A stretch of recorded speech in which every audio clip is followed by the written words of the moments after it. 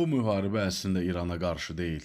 Əksəriyyətin fikri hazırda raketlərdə, Hörmüz boğazında və dəyişən neft qiymətlərindədir.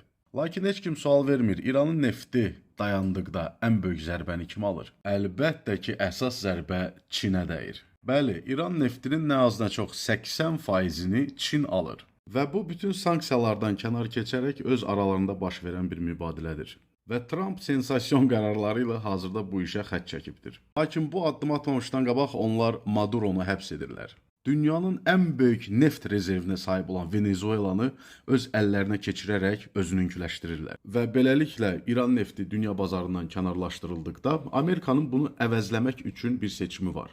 Çində isə bu yoxdur. Təsəvvür edin, Çinin bütün iqtisadiyyatı ucuz neft üzərində qurulubdur. Və son baş verən hadisələr nəticəsində 35 ildə ilk dəfədir ki, Çin iqtisadiyyatı problem yaşayaraq enişə keçməyə başladı.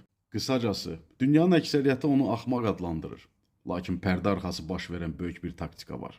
Yəni ki, İran hədəf deyil, heç vaxt da olmamışdı.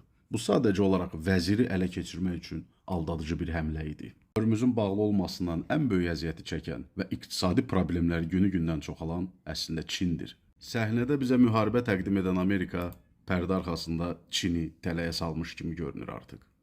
Fikirlərinizi şərhlərdə bölüşün sizdə.